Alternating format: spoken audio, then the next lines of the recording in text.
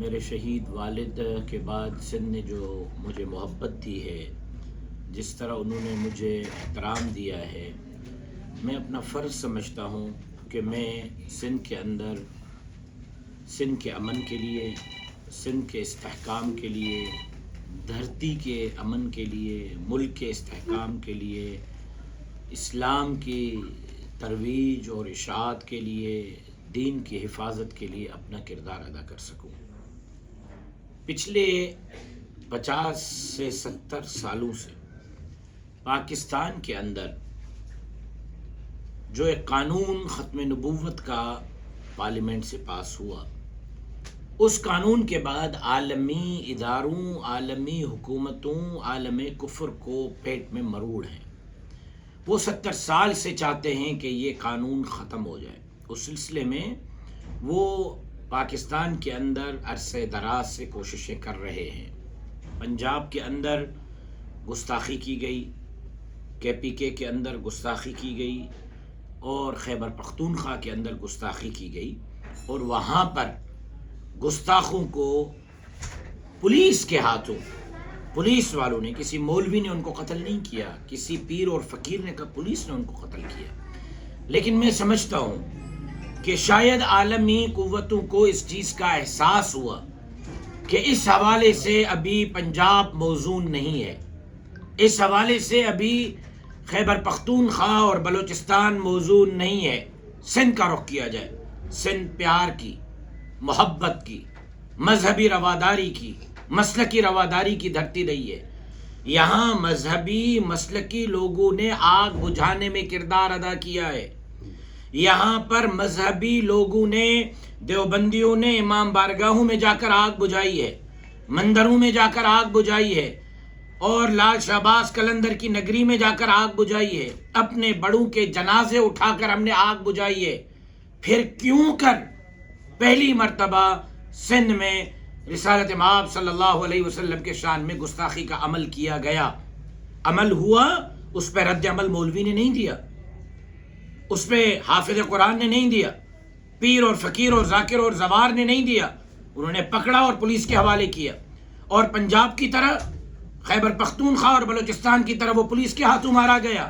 لیکن یہاں پر جن لوگوں نے انویسٹمنٹ کی، جن لوگوں نے یہاں پر یہ سمجھا کہ سندھ ہمارے لیے اس حوالے سے ایک بہتر پلیٹ فارم ہے اور یہاں توہین رسالت کے اقدامات ہوں گے اور کوئی کچھ کہنے والا نہیں ہوگا، اس پر ایک رد عمل آیا۔ لیکن کسی دکان کو آگ لگائی ہے کسی مولوی نے، شاہ نواز کنبر کے گھر کو جا کے جلایا ہے، اس کا والد وہاں بیٹھا ہے، کیا اس کو وہاں سے اٹھا دیا ہے؟ آج بھی ماورائے عدالت کی ہم مخالفت کر رہے ہیں، آج بھی ہم کہتے ہیں کہ ماورائے عدالت جو ہے وہ قتل نہیں ہونا چاہیے، لیکن عدالت کب انصاف دے گی؟ جو ہوا ہے اس پہ کوئی کیوں نہیں بول رہا؟ ہر کوئی رد عمل پہ بول رہا ہے، پولیس والے نے یہ کر دیا، پولیس والے نے یہ کر دیا، پولیس والے نے یہ کر دیا۔ اس پہ کیوں نہیں کہہ رہے کہ رسول اللہ صلی اللہ علیہ وسلم کے شان میں گستاخی کی گئی ہے؟ تو یہاں ہم امن کے ساتھ، پیار کے ساتھ، محبت کے ساتھ، جہاں آج عمر کوٹ میں ہندوؤں کو پیغام دیں گے کہ یہ دھرتی آپ کی ہے، جہاں مینگواڑ اور مارواڑیوں کو پیغام دیں گے کہ یہ دھرتی آپ کی ہے، یہاں سب کو رہنے کا، مذہب اور مسلک کے پرچار کا حق حاصل ہے، وہاں یہ پیغام بھی دیں گے کہ یہاں رسول اللہ کے عشاق رہتے ہیں۔ ہاں، ماورائے عدالت قتل نہیں ہونا چاہیے، لیکن رسول اللہ کے شان میں کسی کو گستاخی کی بھی اجازت نہیں دیں گے۔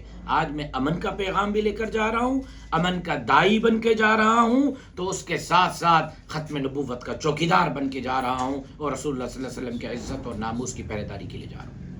اچھا سر، یہ ملکی سطح کے اوپر جو 63A سپریم کورٹ نے پاس کی ہے، اس کے اوپر جمعیت کا کیا موقف ہے؟ پورے ملک میں، اسلام آباد میں آپ نے دیکھا ہے کہ کیا کہتے ہیں اس وقت انتشار کی کیفیت ہے؟ بڑی بدقسمتی ہے کہ خود ججز کے اب انٹرویوز بھی شائع ہو رہے ہیں، ان کی کتابیں بھی شائع ہو رہی ہیں جو ریٹائر ہو گئے ہیں، کہ زبردستی کے فیصلے بھی لیے جا رہے ہیں۔ خود ایک جج نے ان کی شفاعت کیے تھے، آپ کے سامنے ہے کہ کس طرح مجھ سے فیصلے لیے گئے۔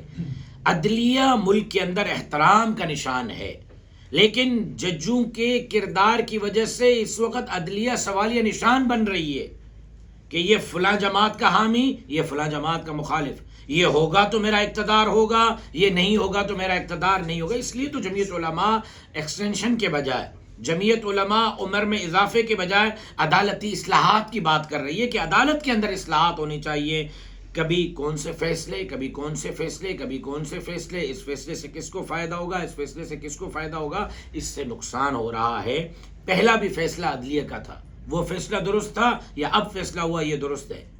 پہلے والا فیصلہ غلط تھا یا اب والا فیصلہ غلط ہے؟ اس پہ میں تشریح نہیں کر سکتا، عدالت نے تشریح کرنی ہے. لیکن عوام کے اندر سوالات جنم لے رہے ہیں، عوام متذبذب ہے.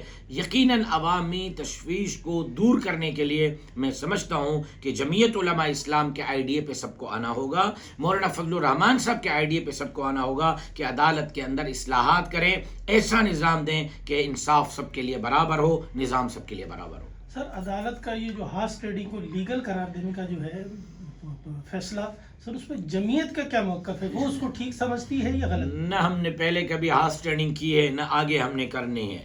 نہ ہم نے حکومتیں بنانے کے لیے کوئی M N A M P As خریدنے تھے، نہ ہم نے خریدے، نہ آگے ہم نے خریدنے.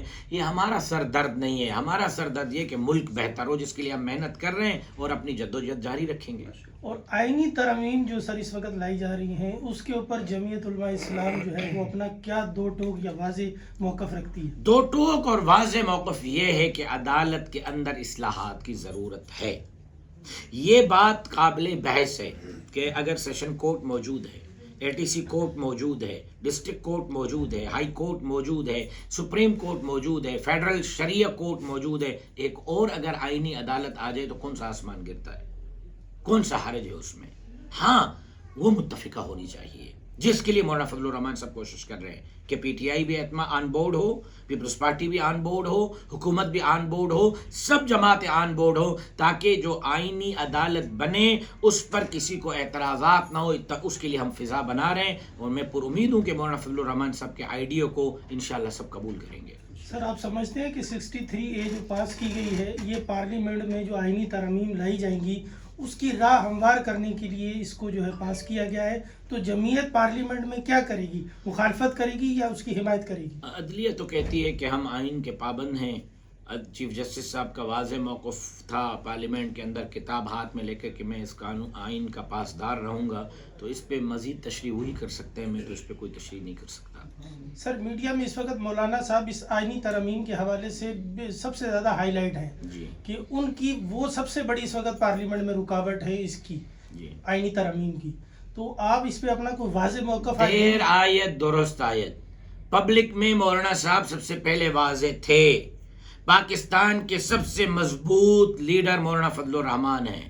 اسٹریٹ طاقت اگر پاکستان میں کوئی رکھتا ہے تو وہ جمعیت علماء اسلام ہے. لیکن یہ چیز نہ میڈیا کو نظر آ رہی تھی، نہ عدلیہ کو نظر آ رہی تھی، نہ اسٹیبلشمنٹ کو نظر آ رہی تھی. چلو اب اگر نظر آنا شروع ہو گئی تو ہم ان کا شکریہ ادا کرتے ہیں. ہم آج بھی کہتے ہیں کہ صاف اور شفاف انتخابات کرائیں ملک کے اندر، پھر میرپور خاص سے یہاں کا کوئی وڈیرا نہیں جیتے گا، مولوی حفیظ الرحمان جیتے گا. سو ہمارے راستے میں رکاوٹیں ختم کی جائیں.